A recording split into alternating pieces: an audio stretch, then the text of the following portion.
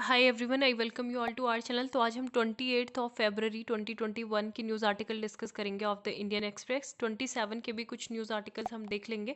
सबसे पहली न्यूज़ है, हेल्थ सेक्रेटरी मीटिंग थी नेशनल हेल्थ मिशन ऑफिशियल की। तो यहाँ पे सेंट्रल गवर्नमेंट ने ये बोला कि cost of single Covid vaccine dose ₹250 की हो जाएगी पर पर्सन।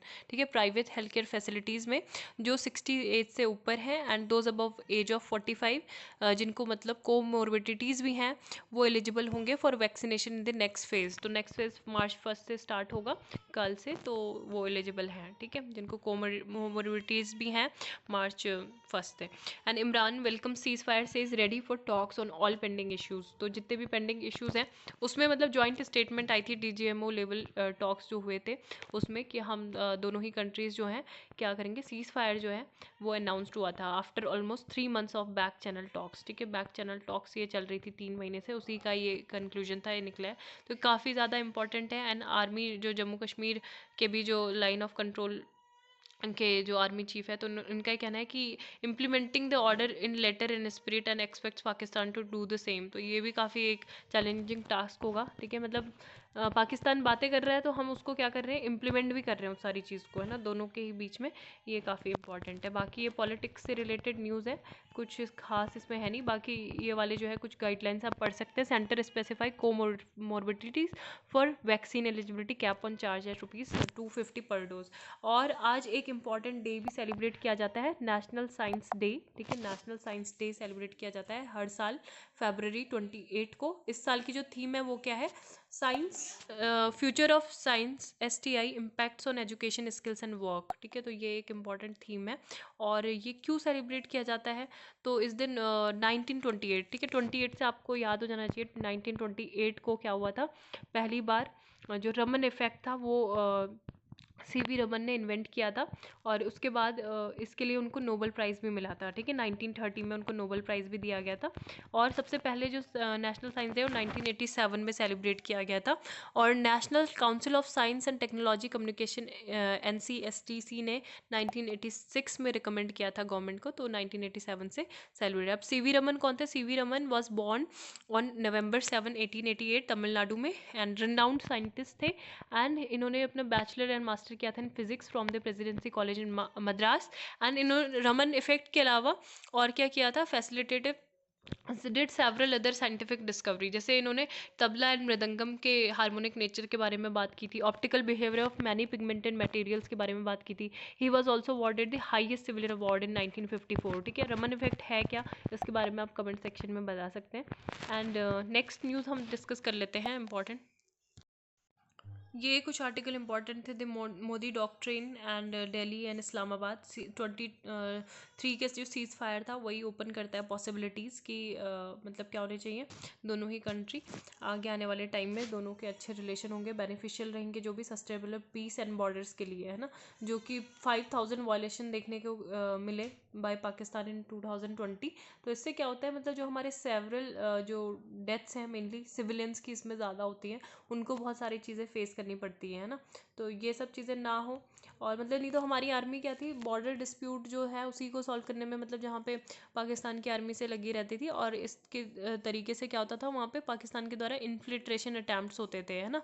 तो अब वो थोड़ा ड्रॉप देखने को मिलेंगे, क्योंकि इन्फिल्ट्रेटिंग मिलिटेंट्स वो काफ़ी ज़्यादा मतलब हमारे सिविलियंस को क्या करते थे, रेडिकलाइज करते थे। यहाँ पे बाय कॉशियसली अग्रेसिव, तो ये उसी से रिलेटेड आर्टिकल है, कोविड इनोकुलेशन ड्राइव से रिलेटेड। देन मोदी डॉक्ट्रिन में ये था कि decision to give peace with Pakistan a fresh chance as personal premature of prime minister stamped on it. कि मतलब हाँ, ये सारी न्यूज़ पॉलिटिक्स से रिलेटेड है। नेक्स्ट इंपॉर्टेंट न्यूज़ यहाँ पे, Orissa unanimous resolution on Jagannath heritage corridor project. तो यहाँ पे 3 प्रपोजल जो है in the resolution were moved by the chief minister Naveen Patnaik, है ना। इन्होंने ये बोला है कि एक the greatest identity of the state of Orissa and its people is lord Jagannath. तो यहाँ पे इनको एक प्रोजेक्ट ड्राफ्ट किया गया है, आर्किटेक्चरल प्लान डिज़ाइन किया गया है with an estimated cost of ₹3000 2,200 crore, ठीक है। तो ये अप्रूव किया गया है टेम्पल मैनेजमेंट कमेटी के द्वारा लास्ट वीक में ही। तो अभी यहाँ पे जो है जगन्नाथ टेम्पल के बारे में भी एक बार देख लेते हैं हम कि क्या है। Shri Jagannathpuri temple is one of the most impressing monuments in the state of Orissa, और कब बिल्ड किया गया था? 12th century AD by king Anantavarman Chodaganga, ठीक है, Deva of the eastern Ganga dynasty. तो गंगा डायनेस्टी के ये थे king. And Jagannathpuri temple is called Yamanika Tirtha. वहाँ पे मतलब हिंदू बिलीफ के अकॉर्डिंग जो यम की पावर है ना, जिसको गॉड ऑफ डेथ बोला जाता है, has been nullified in the Puri due to the presence of lord Jagannath. तो मतलब यम का भी यहाँ पे जो प्रकोप होता है वो नहीं हो पाता, क्योंकि यहाँ पे lord Jagannath popularly known as lord Krishna का ही दूसरा रूप है। तो उनकी वजह से क्या होता है, वो डेथ वाला जो फैक्टर है वो पूरी तरीके से हट जाता है ना। It is one of the dhams holiest of the holy place out of 4 dhams, Puri, Dwarka, Badrinath, Rameswaram in India. Okay, this temple was called the White Pagoda and is a part of चार धाम पिलग्रिम, बद्रीनाथ, द्वारका, पुरी, रामेश्वरम, ठीक है। तो ये हमारे चार धाम पिलग्रिमेजेस भी हैं। एंड आर्किटेक्चर, आप व्हाइट पगोड़ा किसे, ब्लैक पगोड़ा किसे बोलते हैं वो भी आप मुझे बता सकते हो। Architectural features of the temple क्या है कि जो इतना पूरा टेम्पल कॉम्प्लेक्स है, वहाँ पे 2 कॉन्सेंट्रिक वॉल्स हैं, जिसको एक को बोलते हैं Kuruma Bheda inner wall and Meghnath Pachira, ठीक है, ये वॉल है। And there are 4 gates to the temple eastern Singh Dwara, which is the main gate with 2 crouching lions, ठीक है, 2 लायंस भी हैं यहाँ पे। तो इतना डिटेल में आप एक बार इसको खुद से एक बार देख सकते हो। नीला चक्रा भी है, blue wheel and Aruna Stambha 33 feet monolith structure. बस ये है कि कौन सी डायनेस्टी के किंग के द्वारा बना था? जो अनंत वर्मा गंग है ना, 12th सेंचुरी में। और यमनिका तीर्था बोलते हैं, लॉर्ड जगन्नाथ के लिए फेमस है, popularly known as lord Krishna. And festival जो एसोसिएटेड है यहाँ पे कौन से, एक अरुणा स्तंभा भी है ना, जो यहाँ पे sun temple entrance of the temple was originally located at sun temple Konark. तो फेस्टिवल कौन से? देवसन्ना पूर्णिमा, एक एनुअल बैथिंग रिचुअल ये होता है। चैरियट फेस्टिवल होता है, ये हर साल होता है जून और जुलाई के टाइम पे। यहाँ पे भी बोलते हैं कि लॉर्ड यहाँ पे आते हैं, डिवोटीज को मिलते हैं, पीपल को respective of their caste, creed and colour can seek his blessings. तो कोई ऐसा नहीं है कि पर्टिकुलर कम्युनिटी, एथेंसिटी या फिर रिलीजन के लोग यहाँ पे आए, हर प्रकार के लोग यहाँ पे आ सकते हैं। श्री कृष्ण देवा राय, ठीक है, तो कृष्ण देवा राय ये भी अभी न्यूज़ में थे। तो पहले हम जो जो चीज़ें न्यूज़ में थी आर्ट एंड कल्चर की वो देख लेते हैं। The first ever epigraphical reference to the death of Vijayanagara king. तो विजयनगर एम्पायर के बारे में सभी ने ये पढ़ा होगा। विजयनगर एम्पायर बहुत इंपॉर्टेंट एम्पायर था ये। एंड यहाँ पे Krishna Deva Raya has been discovered at Honnihalli in Tumakuru district in Karnataka. और ये जो इंस्क्रिप्शन है तो वो कन्नड़ा में लिखे हुए हैं, ठीक है। अब इंस्क्रिप्शन में क्या लिखा गया है? जो कृष्ण देव राय हैं वो ही was one of the greatest emperors of India, जिन्होंने साउथ में पूरा रूल किया था। And he died on October 1750 29 Sunday को। And incidentally this day was marked by a lunar eclipse. तो विलेज का नेम रखा गया है होनेन हल्ली इन तुमाकुरू, जो गिफ्ट किया गया था for conducting worship to the god Veera Prasanna Hanumantha of Tumakuru, ठीक है। तो ये आप देख सकते हैं। अबाउट विजयनगर रूलर कृष्णदेव राय, तो इनको he was an emperor of the Vijayanagar empire. इनका जो टाइम पीरियड था 1509 से 1529 तक चला। तुलुवा डायनेस्टी से ये बिलोंग करते हैं, तुलुव डायनेस्टी, ठीक है। तुलुव हिंदी में ऐसा बोला जाता है, बाकी तुलुवा डायनेस्टी, ठीक है।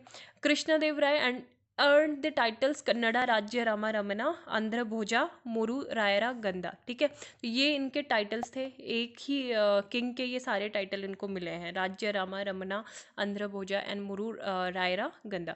He became the dominant ruler of the peninsula of India. तो इन्होंने जो बीजापुर के, गोलकुंडा के और बहमनी सल्तनत के जो सुल्तान थे और राजा ऑफ उड़ीसा के थे, तो इनको हराया था, ठीक है। तो he was one of the dominant ruler in of the peninsular India. तो ये सारे सुल्तान को हराने के बाद the great South Indian mathematician Nilakantha Somayaji also lived in the empire of Krishna Deva Raya, ठीक है। तो उस टाइम पे जो मैथमेटिशियन है नीलकंठा सोमयाजी, तो ये भी इन्हीं के टाइम पीरियड में थे। एंड पुर्तगीज ट्रैवलर की बात करें तो कौन कौन आया था? Domingo Paes, Fernao Nunes also visited the Vijayanagar empire during his reign, ठीक है। तो ये है बहुत इंपॉर्टेंट कृष्ण देव राय। देन अब पहले जो इम्पोर्टेंट यहाँ पे महामृत्युंजय टेम्पल भी है, तो एक बार ये सारे टेम्पल अभी रिसेंटली न्यूज़ में है। ये टेम्पल कहाँ पे लोकेटेड है? नौगांव में, असम में, ठीक है। तो ये भी वर्ल्ड का टॉलेस्ट है, 126 फीट हाई शिवलिंग है ये। एंड द महामृत्युंजय मंत्रा, ठीक है, also known as the Rudra mantra और त्र्यंबकम मंत्रा, ठीक है। त्र्यंबकम मतलब क्या होता है? 3 आइज, जो शिव की जो 3 आइड होती हैं, 3 आइड वन, ठीक है। तो an effect of Rudra who is identified with Shiva in Shaivism. The verse also recurs in the Yajurveda. अब इसकी जो खुद में जो ये मंत्र होता है, ये बहुत ज़्यादा इम्पॉर्टेंट मंत्र होता है। जैसे अभी हमने रिसेंटली एक पढ़ा था कि मतलब उड़ीसा का ही जो जगन्नाथपुरी टेम्पल है, तो वहाँ पे जो यम है ना, यमनिका, तो यम की प्रेजेंस पूरी तरीके से नलीफाई कर देता है, क्योंकि वहाँ पे प्रेजेंस होती है लॉर्ड जगन्नाथ की। तो इसी तरीके से, और वो डेथ को क्या कर देता है, मतलब जो किसी की मृत्यु आनी हो वो भी टल जाती है। तो इसी तरीके से इस मंत्र की भी अपने आप में बहुत ज़्यादा वैल्यू है, कि जो ये अकाल मृत्यु होती है उसको दूर कर देता है, ऐसा जो है मतलब उसमें लिखा गया है वेदों में। Bordowa pilgrimage, it is the birth place of Mahapurush Shrimad Sankar Deva. He started the new Vaishnava tradition from Assam and made the Vaishnavite tradition vibrant, ठीक है। तो ये भी इंपॉर्टेंट है। महामृत्युंजय टेम्पल कहाँ पे? असम में लोकेटेड है। बाकी ये जो स्वच्छ आइकनिक प्लेसेस हैं, इसके बारे में हम अभी डिस्कस करेंगे। पहले आज का संडे का, क्योंकि किसी को संडे का ही देखना होगा ना पर्टिकुलर न्यूज़, मुझे बोलेंगे कहाँ कहाँ मैं जा रही हूँ, तो इसलिए पहले यही देख लेते हैं संडे का। तो court sound the bell for liberty, यहाँ पे कुछ फैक्ट्स, यहाँ पे पी चिदम्बरम के लिए रिजर्व रहता है ये जो सेक्शन है ओपिनियन पेज का या संडे को। तो यहाँ पे देख लेते हैं कि क्या है। Idea that India was being ruled by the foreigners who had no right to rule India. तो कुछ फैक्ट्स हैं, जैसे कि डिक्लेरेशन ऑफ इंडिपेंडेंस, अगर अमेरिका की बात करें हम, तो कब साइन हुआ था? जुलाई 4 1776 में। और एक मतलब इंडियन स्टेट का जो सॉवरन आइडिया था, फिर वो जर्मिनेट हुआ था इंडिया में। और कलकत्ता कांग्रेस में 1906 में दादा भाई नौरोजी ने स्वराज की बात की थी, but it was for limited, है ना, सेल्फ गवर्नमेंट के लिए ही था। बाद में दोनों ने मिलके, किसने? बाल गंगाधर तिलक और एनी बेसेंट ने 1916 में मिलके क्या चलाया? होम रूल मूवमेंट चलाया। और फिर उन्होंने स्टेटस किसकी मांग की? डोमिनियन स्टेटस की मांग की under the British empire. So it was only at the Lahore Congress in 1929 that the Congress Working Committee adopted the declaration on पूर्ण स्वराज, ठीक है। तो ये जो डेट्स हैं ये भी इम्पॉर्टेंट हैं, फैक्ट्स। तो मतलब पूर्ण स्वराज मतलब कंप्लीट इंडिपेंडेंस की बात की गई थी, ठीक है। तो ये है, और ये जो कंप्लीट इंडिपेंडेंस का जो आइडिया है कहाँ से लिया गया? Mainly France and United States से, particular the war cry of the French revolution. French से हमने 3 चीज़ें जो कभी भी आ जाती हैं, लिबर्टी, फ्रेटर्निटी एंड इक्वलिटी, ठीक है। तो ये तीनों ही हमने फ्रेंच से ही ली हैं। And US Declaration of Independence that all men are created equal, that they are endowed by their creator with certain unalienable rights, that among these are life, liberty and the pursuit of happiness।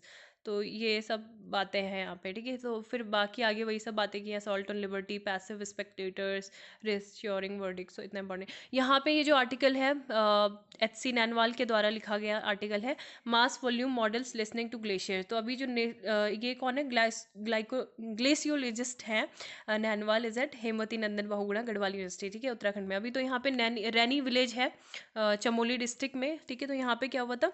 पूरी जो glacial bast की वजह से यहाँ पे बहुत सारे मतलब हानि हुई थी, जान लाभ माल की, है ना। तो restoration work at the Rishi Ganga power project site following the Feb 7 flash floods in Uttarakhand Chamoli, reigniting concern over Himalaya glacier. तो यहाँ पे इन्होंने काफ़ी चीज़ें बताई गई हैं कि क्या क्या चीज़ें आगे होनी चाहिए कि इस तरीके के जो चीज़ें हैं वो ना हो पाए। मतलब देखो, बोला जाता है कि ये जो सारे जैसे thermal power plant, hydro power projects यहाँ पे चल रहे हैं उत्तराखंड जैसे रीजन में, तो ये यहाँ के लोगों को, मतलब ये सब आर्टिकल में लिखा नहीं, बट मैं अपने तरीके से बता रही हूँ आपको कि यहाँ के लोगों को ये क्या करते हैं, बहुत ज़्यादा जॉब क्रिएशन, मतलब लोगों की जॉब लगती है। पर टू बी ट्रू, मैं एक न्यूज़ डिस्कशन सुन रही थी, तो उसमें पूरे पूरे फैक्ट्स के साथ ये बताया गया था कि जो इन हाइड्रो पावर प्रोजेक्ट्स और जो भी ये थर्मल पावर प्लांट जहाँ पे भी होते हैं उत्तराखंड में मेनली, तो यहाँ के एक आध भी लोग यहाँ पे नहीं है, उत्तराखंड के लोग इनमें काम नहीं कर रहे, सारे बाहर के ही लोग काम कर रहे हैं।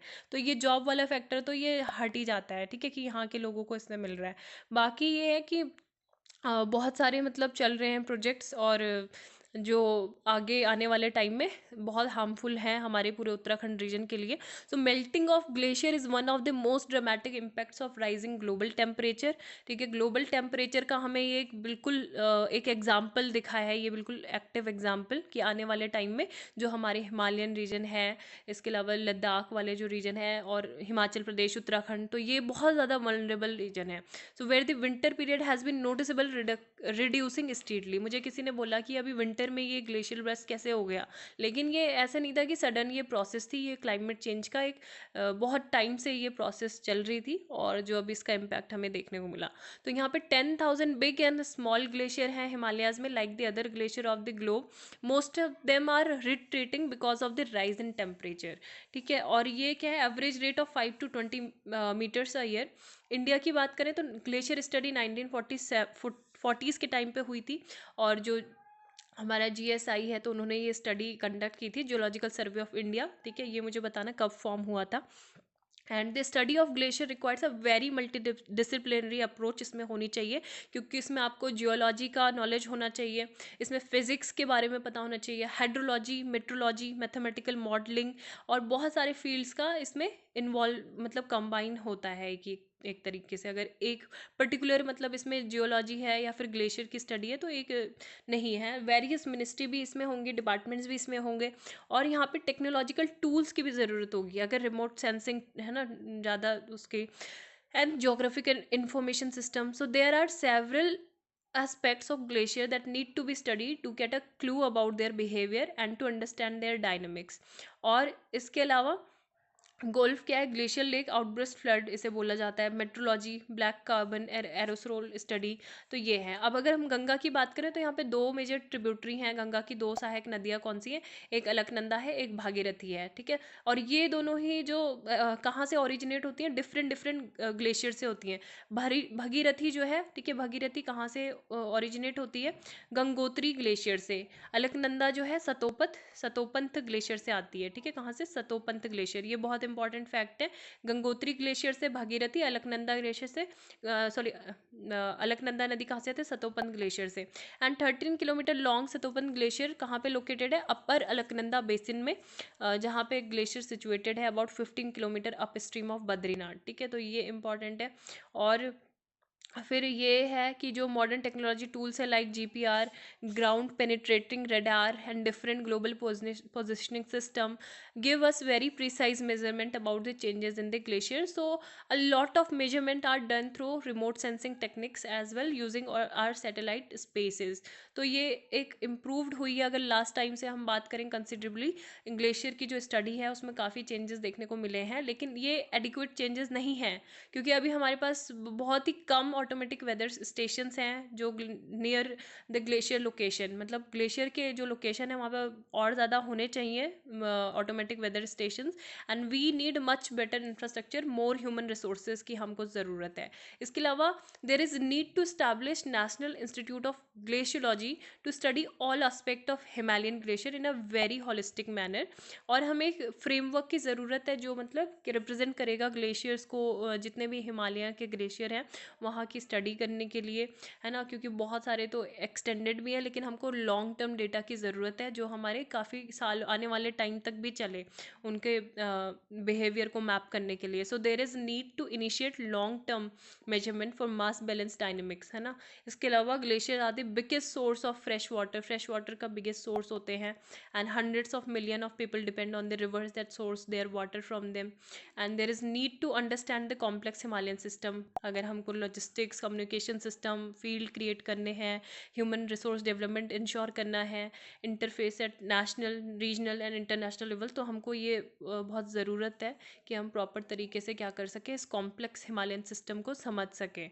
तो ये है the good, the bad and the ugly. तो यहाँ पे अभी रिसेंटली मतलब यूपी के which place was it is, I think it was in Unnao district, मतलब उन्नाव में भी हुआ अभी, फिर कुछ और दिन हुआ था। अनकॉन्शियस हालत में तीन जो कजिन थे वो मिली थी, है ना, 3 cousin in an another corner before it was silence with poison. तो यही सब चीज़ें बताई गई हैं कि मतलब क्या क्या सारी चीज़ें होती हैं, मतलब उनके क्यों जो कॉल डेटा के रिकॉर्ड्स थे वो इरेज कर दिए गए थे, और जो school do you hear the thing left behind where they died. तो मतलब एक हुआ क्या था इंसिडेंट कि यहाँ पे तीनों लड़कियाँ थी, तो वो कज़िन थी, 15 16 17 साल की थी। और यहाँ पे एक जो बॉयज़ थे, तो he was liking one of the girl who was 17 year old. तो उसने क्या किया कि उसने मतलब डिनाई कर दिया था, ही वॉज रिजेक्टेड बाय हर। तो उसने उसकी वाटर बॉटल में कुछ उसे मिक्स करके दिया। तो लेकिन ये बोला गया कि सडनली मतलब वो वाटर बॉटल थी, उसने भी ड्रिंक किया, जो साथ में जो दो उसके कज़न थी उन्होंने भी पी लिया। तो वो सडनली अनकॉन्शियस हो गए, मतलब पुलिस की तरफ से ये कहना था, मतलब मैंने पूरा डीपली स्टडी किया था इस केस को। और तो इसके अलावा फिर जो 17 ईयर ओल्ड गर्ल थी, but she was not, she did not died. और लेकिन जो दो लड़कियां थी तो उनकी मृत्यु हो गई। तो यहाँ पे जो कुछ घर वाले हैं उनका ये कहना है कि उनके दोनों हाथ भी बांधे हुए थे, बिल्कुल अनकॉन्शियस हालत में थी।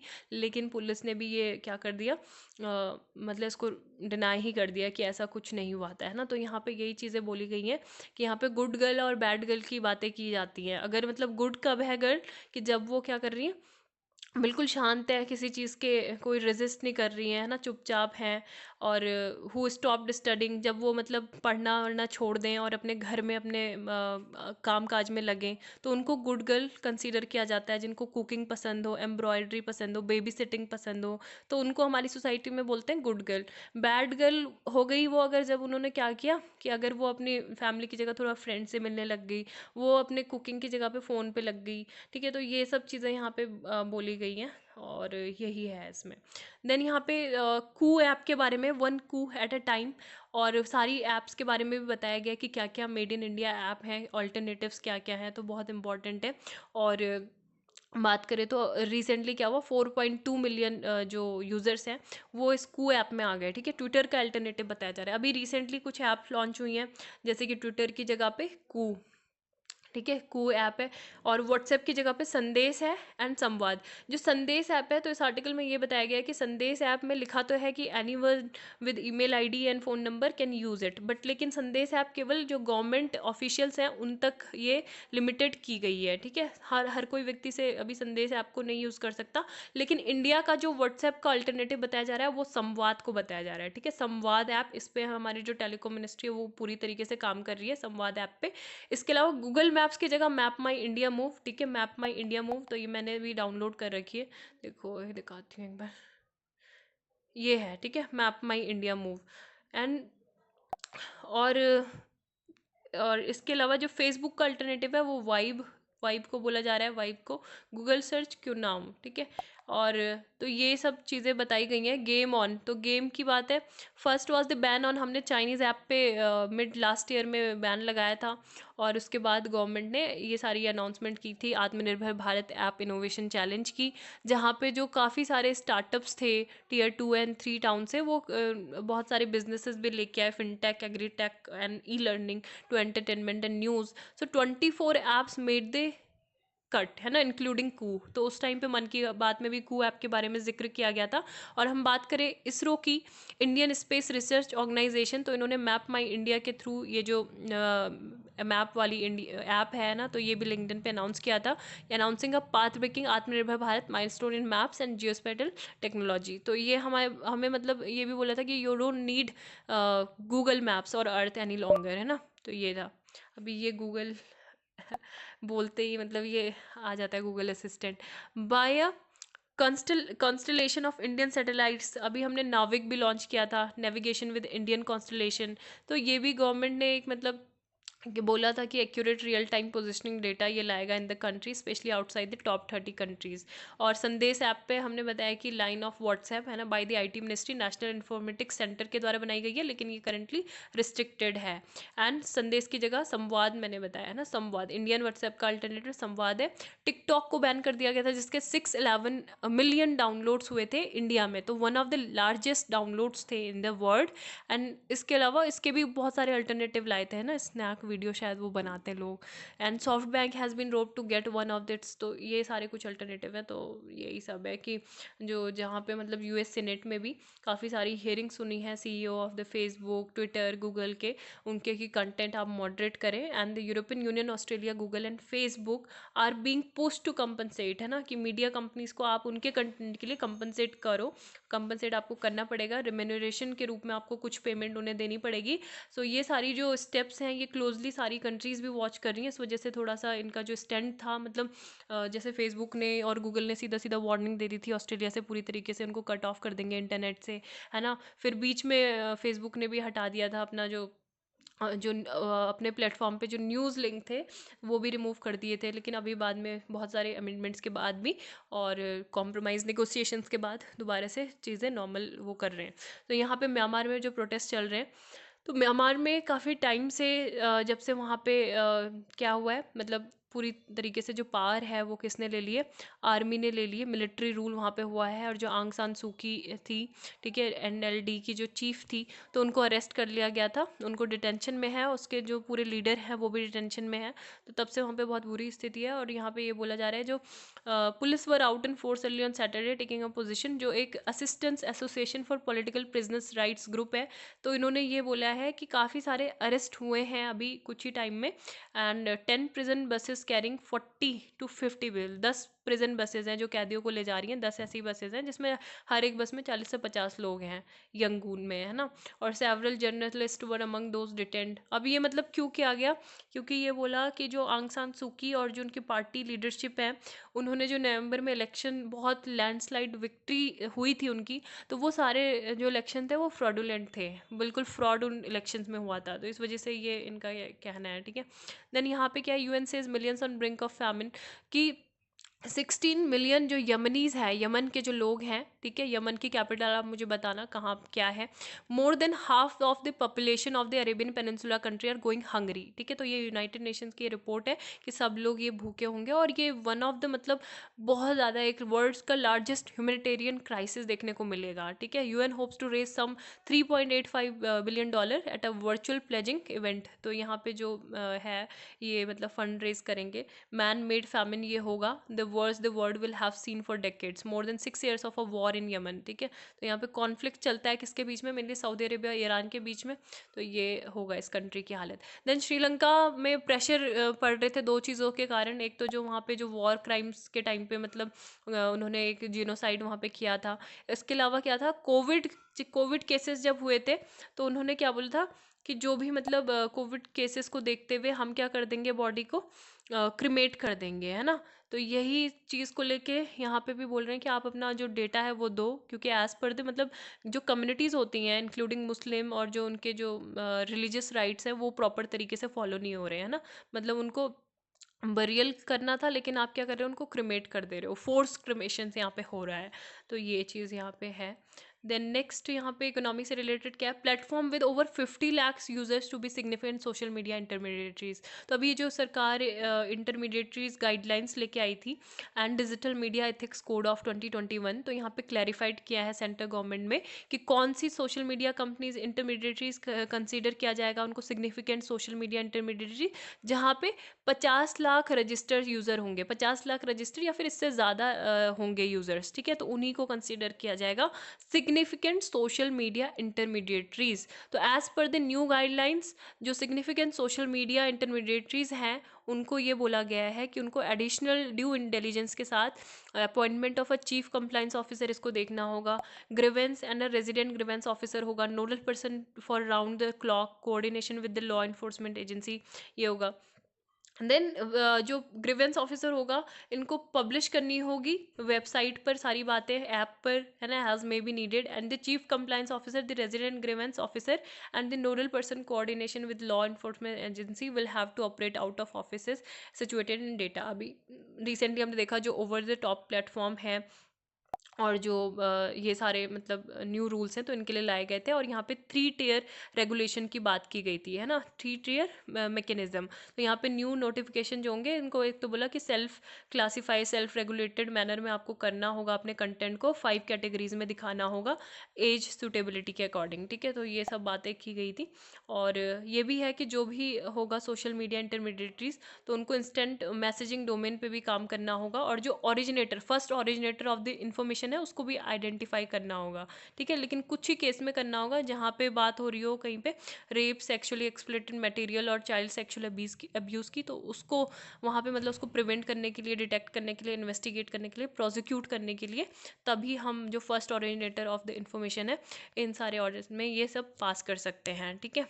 एंड कंप्लाइंस को जो है डिटेल्स हैं वो सब भी देनी होंगी, जो उस वाले सारे मंथ में, number of links content that it took down during the period, the action taken on the complaints की कितने मतलब कंप्लेंट्स मिली हैं और उसमें क्या एक्शन आपने किया है, और कितने कंटेंट आपने प्रोएक्टिवली उसको टेकन डाउन किया है, कंटेंट को जो इलीगल था या फिर अनलॉफुल था, ये सारी चीज़ें बतानी होंगी, ठीक है। तो यही इम्पोर्टेंट था आज के न्यूज़पेपर में। और जो बाकी और है न्यूज़, यहाँ पे मैं स्वच्छ आइकॉनिक प्लेसेस की बात कर रही थी।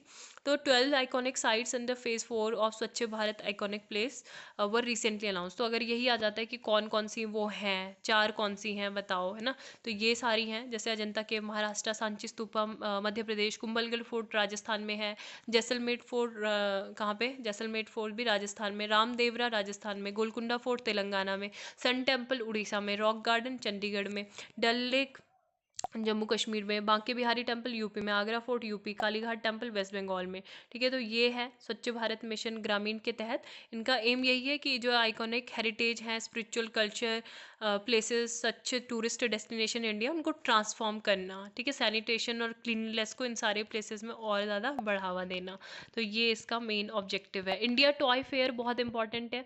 अभी ये जान के मतलब कुछ लोग को पता होगा, कुछ लोग को नहीं पता होगा कि हमारे 85% ऑफ टॉयज़ जो होते हैं वो हम इम्पोर्ट करते हैं ना। तो ये बहुत ही बुरी स्थिति है, जहाँ पे मतलब हम इतना सारा सब कुछ कर रहे हैं, तेजस एयरक्राफ्ट जैसे हम चीज़ें, एयरक्राफ्ट लॉन्च मतलब बना रहे हैं, अपना जो डीआरडीओ है, बहुत सारे इंडिजिनियस कार्यक्रम हम चला रहे हैं, खुद की इंडिजिनियसली पिस्टल, सब चीज़ें हम कर रहे हैं। और हम अभी तक अपने टॉय वाले जो इंडस्ट्री है तो उसमें हम एक टॉय नहीं कर पा रहे, केवल 15% ही इंडिया के जो मतलब टॉयज़ हैं वो यूज़ होते हैं, बाकी हम 85% के लिए डिपेंडेंट हैं दूसरी कंट्री में, मेनली चाइना पे। तो ये बहुत ही इंपॉर्टेंट है। 27 फरवरी को इनाग्रेट किया गया था। To boost toy manufacturing in India, it shall bring together all stakeholders including buyers, sellers, student, teachers, designers and sustainable linkages shall be created, है ना। तो ये सारे इंकरेज करेंगे overall development of the industry को। और toycathon भी एक हुई थी, तो establish for innovative toys game concept, है ना, 2021, तो इसकी बात हुई थी। तो बहुत इंपॉर्टेंट ये इनिशिएटिव है, आत्मनिर्भर भारत का एक एग्जाम्पल है। देन और क्या न्यूज़ है, पॉलिटी से रिलेटेड न्यूज़ देख लेते हैं। फरवरी में अभी सेम सेक्स मैरिज है, तो ये तो हम ऑलरेडी डिस्कस कर चुके हैं काफ़ी बार, है ना। एंड एक ये इंपॉर्टेंट न्यूज़ है, caracal included in list of critically endangered species, ठीक है। तो ये कारकल जो है मीडियम साइज वाइल्ड कैट होती है, रिसेंटली इसको इंक्लूड किया गया क्रिटिकली इंडेंजर्ड स्पीसीज में। और national board for wild life and union ministry of environment, ठीक है, इन्होंने ये एजेंसी इसके पीछे होती है। National board of wild life के बारे में अभी देखेंगे हम। और ये कहाँ फाउंड किया जाता है, राजस्थान और गुजरात में। और नेशनल वाइल्ड लाइफ जो बोर्ड ऑफ वाइल्ड लाइफ है, ये कॉन्स्टिट्यूट हुआ था सेंट्रल गवर्नमेंट के द्वारा under the section 5A of the wild life protection act 1972। And standing committee जो है कंसीडर करती है proposal after a series of levels of scrutiny, और रिकमेंडेशन जो जाते हैं state chief wild life warden के थ्रू, ठीक है। एंड ये सारी मीटिंग्स होती हैं इसकी, उसके बाद कंसिड्रेशन में लिए जाते हैं कोई भी जो डिसीजन होते हैं एक्सपर्ट मेंबर के व्यूज़ के बाद। अब हम इसके बारे में बात करें, ये तो ये क्या है, it's a medium size wild cat native to Africa, Middle East, Central Asia and India. Typically nocturnal होती है, हाईली सिक्रेटिव, और इनको ऑब्जर्व करना बहुत डिफिकल्ट होता है। और टेरिटोरियल ये होते हैं, ये मेनली अकेले रहते हैं या फिर पेयर्स में रहते हैं, और कार्निवोर होते हैं। और ये क्या करते हैं इंडिया में। ये Sariska tiger reserve, Ranthambore tiger reserve में पाए जाते हैं। IUCN के रेड लिस्ट में अभी क्रिटिकल इंडेंजर्ड इसको बोला जाए। इनको थ्रेट है जो एग्रीकल्चर एक्सपेंशन लोगों के द्वारा किया जा रहा है, इसके अलावा रोड और सेटलमेंट्स जो बनाए जा रहे हैं, इसकी वजह से इनको थ्रेट है। Site stated African Karaikal population appendix 2, Asian population appendix 1 में है, ठीक है। अगर हम बात करें इंडिया से, तो एनिमल्स एक वर्ष पे है एक्सटेंशन की इंडिया में। And the recovery programme for critically endangered species in India now includes 22 wildlife species, ठीक है। जो मतलब इंडिया के अलावा कहाँ किए जाते हैं कार्यक्रम, जैसे अफ्रीका, मिडिल ईस्ट, सेंट्रल और साउथ एशिया में। And while it flourishes in parts of Africa, its number in Asia declining. और wild cat has long legs, short face, long canine teeth, distinctive ears हैं, ठीक है। तो ये इनकी कुछ प्रॉपर्टीज हो गई हैं। देन अगर ये दिवाली इनिशिएटिव आता है, ये क्या है, तो ये क्या है, Dutch Indian water lines for leadership initiative, ठीक है। तो डच ये बहुत इंपॉर्टेंट है, दिवाली इनिशिएटिव, ठीक है। Then international commission on larger dams, ये हम ऑलरेडी डिस्कस कर चुके हैं। और 4 नोबल ट्रूथ जो होते हैं, ये हम गौतम बुद्धा के बारे में हमने कल देखा था। तो वो क्या है, सफरिंग, दुखा is the essence of the word, every suffering, her suffering का मतलब कोई कोई कॉज है, समुद्या उसको बोलते हैं। और suffering could be extinguished, Nirodha, it can be achieved by following the Ashtanga Marga 8 fold जो पाथ है। अब 8 फोल्ड पाथ में क्या हो गया, इसमें बहुत सारी इंटरकनेक्टेड एक्टिविटीज़ होती हैं जो हमारे नॉलेज से रिलेटेड, कंडक्ट से, मेडिटेटिव प्रैक्टिस से रिलेटेड होते हैं। कि हमारा हमेशा जो व्यू होना चाहिए वो राइट व्यू होना चाहिए, है ना, दृष्टिकोण, सही दृष्टिकोण, right intention, right speech, right action, हमारे सही एक्शन होने चाहिए, right livelihood, right mindfulness, right effort, right concentration. So Dukkha and its extinction are central to the Buddha's doctrine, and suffering is not limited, है ना, or to the actual pain, but it also the potential to experience these things। तो यही सब इसमें यहाँ पे। और गौतम बुद्धा के बारे में हमने डिस्कस किया था, जो मेनली तांत्रिक सेक्ट से रिलेटेड जो न्यूज़ आई थी उस पर हमने फोकस किया था, ठीक है। एंड हीनयान, महायान, ये सब तो होते ही हैं। And LPG to be transported through inland waterways. तो LPG जो है, क्योंकि देखो रोड से और रेलवे के थ्रू इसको ट्रांसपोर्ट करना बहुत ज़्यादा ही मुश्किल है, और ये बहुत सिग्निफिकेंट है ये प्रोजेक्ट। करेंटली अगर हम बात करें तो 60% ऑफ द LPG, ठीक है, 60% ऑफ द LPG ये ट्रांसपोर्ट की जाती है बाय रोड, ठीक है, बाय रोड के थ्रू ये ट्रांसपोर्ट की जाती है। इसके अलावा बहुत सारे रोड ब्लॉकेज होते हैं, ठीक है, और इसकी वजह से जो ट्रांसपोर्टेशन है उसमें डिले भी हो जाते हैं। And there are some areas which are difficult to approach, mainly road के थ्रू, जैसे नॉर्थ ईस्टर्न रीजन है, वहाँ अप्रोच करना मतलब डिफ़िकल्ट हो जाता है। तो मेक इन इंडिया इनिशिएटिव के लिए भी ये इंपॉर्टेंट है, और ओवरऑल लॉजिस्टिक कॉस्ट को ये कम करेगा। It shall also contribute the Ujjwala scheme. और कौन सी मिनिस्ट्री रहेगी इसमें, ministry of ports, shipping and waterways, ठीक है। तो ये बहुत इंपॉर्टेंट है। और एक MOU साइन हुआ है between IWAI, inland waterways authority of India, and MOL Asia Oceania private limited for transportation of LPG through national waterway 1 and 2, ठीक है। इंफ्रास्ट्रक्चर का ये पार्ट हो गया। देन ये कुछ क्विज आप अगर अब आंसर कर पाएँ तो प्लीज़ आंसर करिए।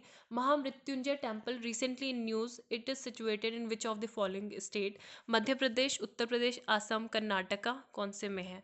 विच is the new status accorded to caracal species by national board of wildlife, critically endangered, extinct, vulnerable, endangered, ठीक है। तो ये 2 के क्वेश्चन के आप आंसर करना। And thank you, have a nice day ahead, happy Sunday, bye bye.